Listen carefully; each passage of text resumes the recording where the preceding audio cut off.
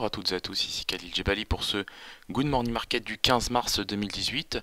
Nous commençons tout de suite avec le rappel légal habituel. XTB France informe les participants que la présentation à venir et les informations qui vont être dispensées ne constituent pas en aucune manière une sollicitation ou incitation à acheter ou vendre des produits financiers. Voilà, nous commençons tout de suite avec le calendrier économique de ce jeudi 15 mars et vous le voyez, donc effectivement, salve de statistiques économiques pour aujourd'hui. Donc, ce qui nous intéressera dans toutes ces données, ce sera bien évidemment les inscriptions hebdomadaires au chômage aux États-Unis pour la semaine terminée au 10 mars, l'indice d'activité manufacturière du New York Empire State du mois de mars, évidemment, et surtout l'indice d'activité manufacturière dans la région de Philadelphie, toujours pour le mois de mars. On s'intéressera par ailleurs à l'indice des prix à l'importation et à l'exportation. Ce sont des datas qui ont typiquement une influence sur le niveau de l'inflation importée et surtout exportée, enfin dans le cas des États-Unis plutôt importée qu'exportée. Donc on s'intéressera évidemment à ces statistiques-là. Plus tôt dans la matinée, on prendra connaissance de la décision monétaire de la BNS, de la Banque Nationale Suisse. On n'en attend rien de bien transcendant aujourd'hui. On est véritablement focalisé par la situation aux États-Unis et par le contexte politique. Donc on a un regain d'incertitude au regard de la potentielle guerre commerciale ouverte entre les États-Unis et la Chine. Hier, on a des indices US qui ont littéralement souffert de la situation, avec un Dow Jones qui a perdu 1%, un S&P qui a perdu 0,6%, un Nasdaq pareil 0,2%. Par contre, on notera que le VIX, lui, a perdu du terrain. Voilà, donc ça c'est le point qu'il faut noter. Au moment où je vous parle, les futurs américains évoluent en territoire positif, donc on est vraiment dans une séance de rebond technique. Et la volatilité continue de perdre du terrain. Donc je pense qu'on devrait retrouver un peu de couleur aujourd'hui sur les indices. Voilà. Allez, on démarre tout de suite avec l'analyse de la paire euro-dollar. Donc l'actif continue consolidé autour du niveau des 1,2370 entre deux moyennes mobiles, la 25 et la 100 période, en M30 toujours. Donc on est soutenu par un support oblique, qu'on a vu se former déjà depuis hier. Donc pour l'heure, tant qu'on ne casse pas le niveau des 1,2365, il n'y a pas péril dans la demeure. Donc d'une manière générale, je dirais tout simplement que si on ne casse pas le niveau de la moyenne mobile à 100 période courbe verte, il n'y a pas lieu de s'inquiéter. Même son de cloche du côté du RSI qui évolue sous sa zone de neutralité autour de 43 points. Bon, sur l'euro-dollar, j'ai un léger biais vendeur. Je pense qu'on va retrouver en séance le niveau des 1,2365. Mais je doute de la capacité des prix à aller chercher, à casser ce niveau, tout simplement.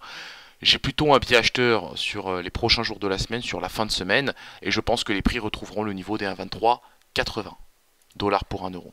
Nous enchaînons avec le DAX 30, qui lui aussi a bien souffert du contexte politique aux États-Unis hier, et même avant-hier. Donc pour l'heure, on a des prix qui ont ouvert à l'image des indices américains, des futurs américains en territoire positif. Au moment où je vous parle, il est 9 heures pile poil. Donc on a ouvert en gap haussier sur le DAX 30. Je m'attends à ce que ce gap soit comblé sur le niveau des 12 256 points afin de tout simplement assainir la hausse. Je n'aurai pas de biais haussier tant que les prix n'auront pas réussi à s'affranchir définitivement de la courbe verte, c'est-à-dire de la moyenne mobile à 100 périodes. Typiquement ici c'est le niveau des 12 285 points. Bon, j'arrondirai le propos autour des 12 290 points. Donc pour l'heure j'ai un biais vendeur, je pense qu'on va retrouver le niveau des 12 260 à 12 256 points et qu'ensuite on va repartir à la hausse en direction dans un premier temps du seuil des 12 290 et pourquoi pas même par la suite le niveau des 12 345 points. Je le rappelle, nous sommes désormais à un jour à J-1 de la séance des 4 sorcières. Vous le savez, c'est une séance qui est toujours marquée par beaucoup de volatilité sur les indices. Donc pour l'heure, effectivement, j'aurai tout simplement un léger biais vendeur.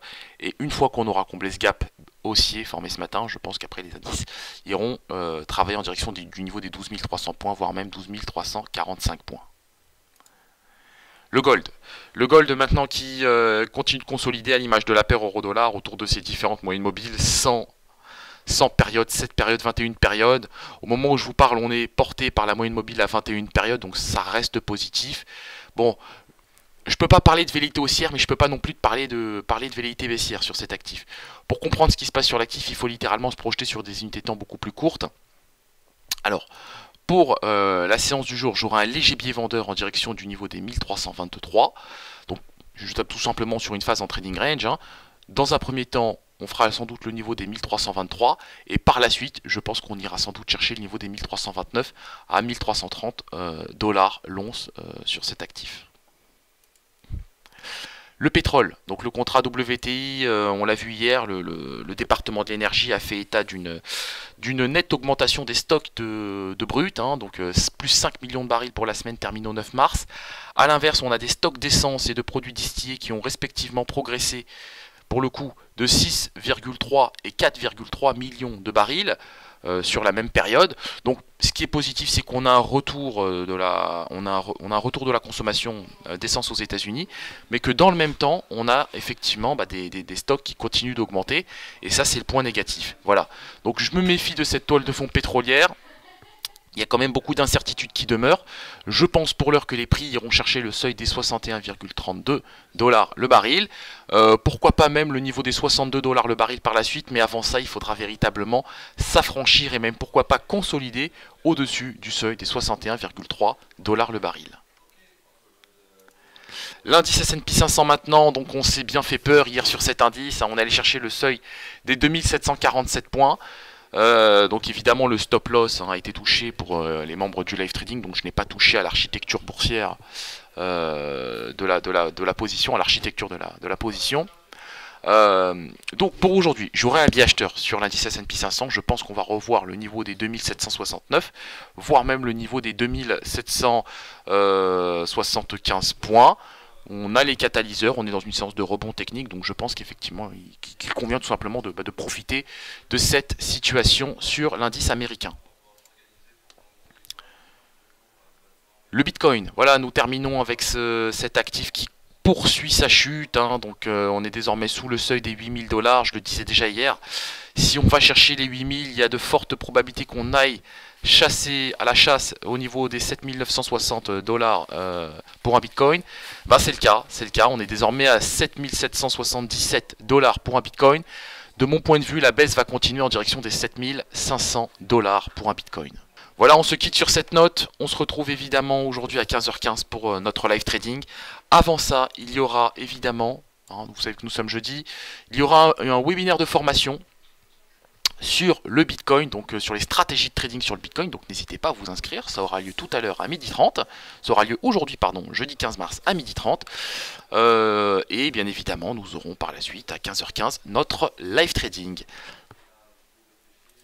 Merci à vous, et à tout à l'heure.